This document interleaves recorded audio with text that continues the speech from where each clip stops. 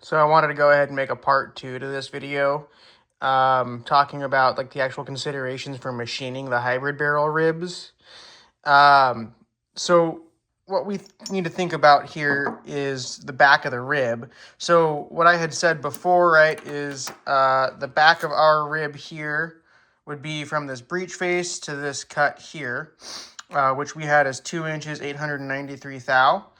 But we need to account for the radius of the cutter. So as you can see here, I kind of scribbled on this and add another scribe mark. But basically, we'll stop our cut at this scribe mark, but the radius of the cutter is going to bring it back, right? So that'll kind of be where our rib finishes if we use taking into account for the radius of our cutter. If we don't do this, then we're gonna cut too far. So you have to make sure to do that. So the way I mapped this out, right, we had 2 inch, 893 thou, account for the radius of the cutter. For the Schumann barrels, cutter I'll use is 7/16. And then that'll, be the radius 218 thou and 7/10. I'm not that accurate, so we'd actually kind of round it. Add that. You need to add it, don't subtract it, because we're kind of working in reverse there. We get 3 inch, 111 thou and 7.5 round it up to 3 inch, 112, or round it down to 3 inch, 111. And that's kind of where you terminate the cut. That's where you'd zero it. So after coming off the breech face, zeroing it here, bring it all the way over here, zero your DRO on that, and the radius of the cutter will do the rest. Other consideration, you need something to plug the bore of your slide with. Otherwise, your slide's going to crush. Like, your vice pressure will crush it while you're machining the rib slot. And that could potentially scrap your slide or give you a crooked cut, or your tolerances will be all out of whack. And you don't want that. The hybrid barrel rib is mostly, honestly, if we're being real with ourselves, an aesthetic thing. And if you crush your slide and have an ugly looking rib, your customers won't be happy, or you won't be happy with the end result. So you need to plug your barrel so it doesn't, or your slide so it doesn't crush. I use a barrel that I scrapped a long time ago. Very sad, but I scrapped it. Basically, I cut a flat into it so that now I can insert it into my slide and lock the barrel up. And now this will help to prevent my slide from crushing when I'm machining the hybrid rib. Other things to consider, I'm always going to use 2 cutters.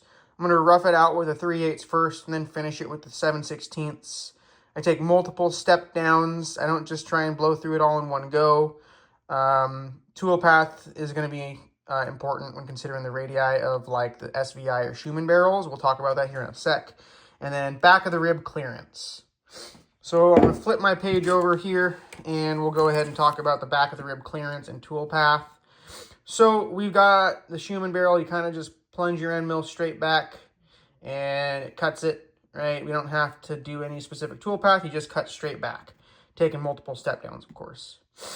Now, you need clearance behind the back of the rib to the front of that slot.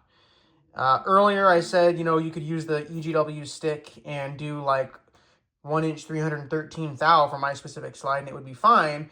But I went with 1 inch, 315 as my cut and what I was going off of, and it'd leave like a 1/2 thou clearance or something like that. Well, I think you need a little bit more than a 1/2 thou, a thou, maybe even up to 5 thou, per Schumann's original instructions of having 10 to 20 thou across the entire rib cut out. I'll try to link that document if I can. But you need a little bit of clearance at the back of the rib. Your slide and your barrel don't want to touch at the back of the rib. That's how you get a cracked slide. So that's something to consider, is that clearance. So when you're kind of deciding where you want to finish your cut, keep in mind the clearance that you want. And then with like SVI or KKM barrels, how they have the like square back with the radii. The radii is a 1/8. I measured it out. So you use like a 1/4 inch cutter. Again, I start with a 3/8 and I send that all the way back, and then I finish it with the 1/4 inch end mill. And I use my tool path, so I'm conventional milling the entire time. Basically the slide's going to come the opposite of what I have marked, but the cutter itself is going to be going like this way.